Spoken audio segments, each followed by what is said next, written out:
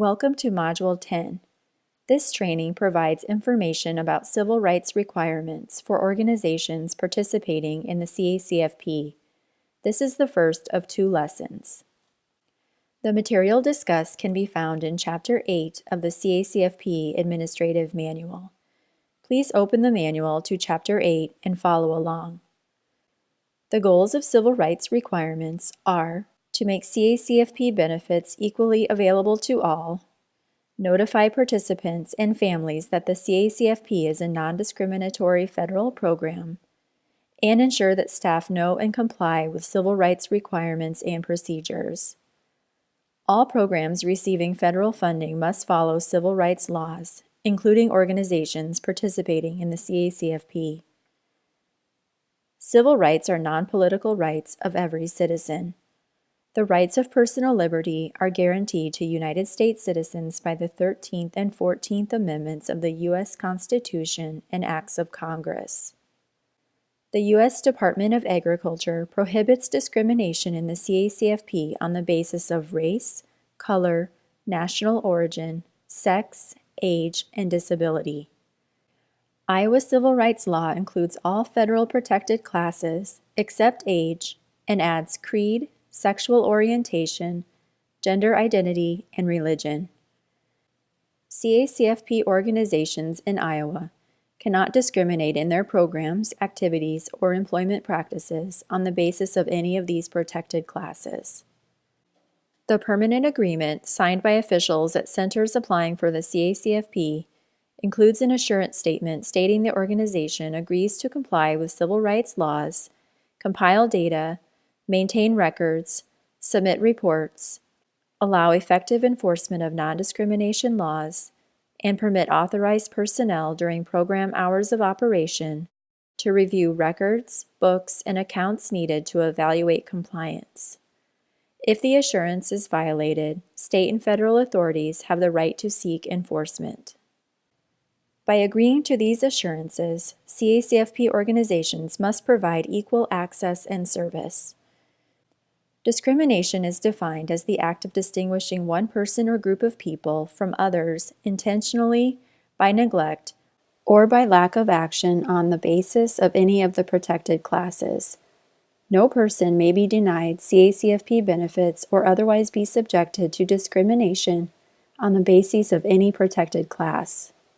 Since disability is a protected class, this means reasonable accommodations must be made for persons with disabilities. For example, CACFP organizations must accommodate participants who have a disability that affects their diet.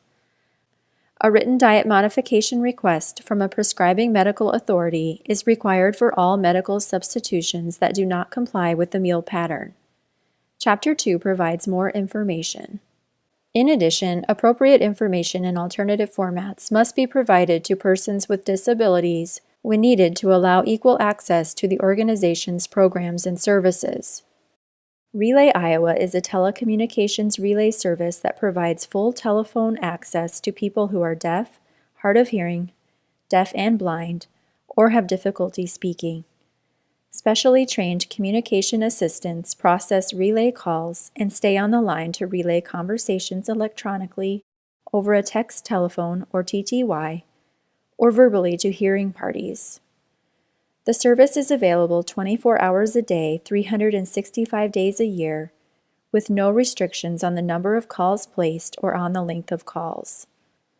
This tool provides the opportunity to make personal and business calls like any other standard telephone user. Both TTY and voice users may initiate calls through Relay Iowa.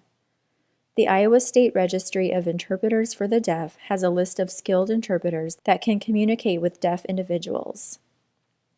Providing equal access and service also means CACFP organizations have a responsibility to take reasonable steps to ensure persons with limited English proficiency, LEP, have meaningful access to their programs and activities, including assistance to complete an application.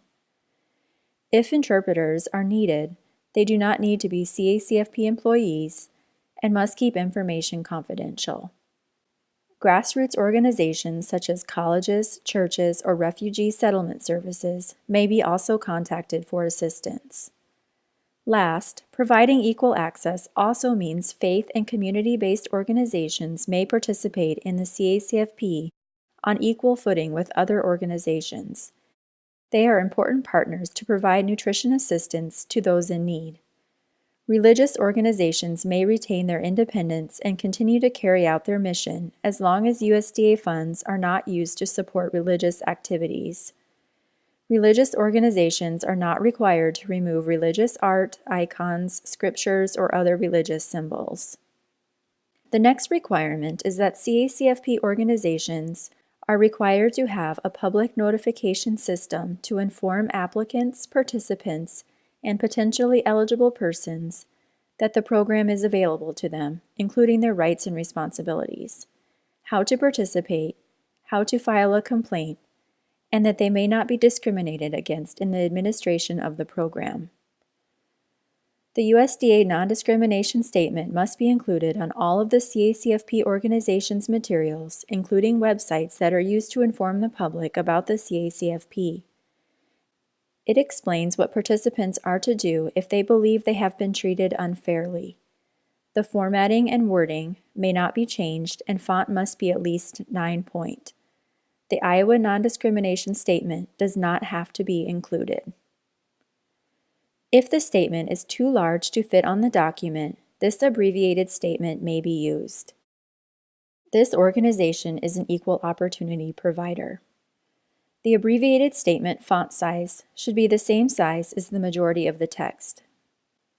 Each organization must take actions to inform the general public, potentially eligible populations, community leaders, grassroots organizations, and referral sources about the CACFP and applicable civil rights information. We will discuss what you must do as a CACFP organization to provide public notification.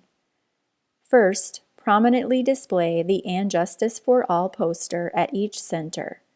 The poster will be mailed after you are approved to participate in the CACFP. Additional posters may be requested from the Bureau of Nutrition or downloaded from the website listed on the slide. The poster must be 11 inches by 17 inches and hung in a prominent location. Second, inform potentially eligible persons, applicants, participants, and grassroots organizations about the CACFP. The Building for the Future brochure was developed by the state agency to inform families about the program. It should be provided to families upon enrollment. Third, a media release must be submitted annually to local media organizations. The media release is provided by the state agency. 2 separate media release forms are available, one for pricing organizations that charge separately for meals, and one for non-pricing organizations that include meals in the cost of care. The appropriate media release should be selected, completed, and sent to your local media outlets each year. Record the name of the media outlet sent to and the date sent, and keep on file. Payment is not required. The media outlet may publish it at their discretion. Fourth, provide appropriate CACFP information in alternative formats. Ways this can be accomplished include hiring bilingual staff, involving professional interpreters or language lines, and using translated USDA materials that are available. Parents may but must not be required to bring their own interpreter. Income applications and parent letters are available in many languages at the website on the slide. The Iowa eligibility application and parent letters are available in Spanish in download forms. Hearing impaired individuals may use Relay Iowa. Fifth, include the required non-discrimination statement on all appropriate agency publications that make reference to the CACFP or admission requirements. Documents that may refer to the CACFP include the Parent Handbook, organization brochures, and the family letter that accompanies income applications. The next requirement is data collection and reporting. Each CACFP organization is required to obtain data by race and ethnic category of potentially eligible populations, applicants, and participants in its service area. This information may be obtained from the U.S. Census website, the local school district, or university extension service.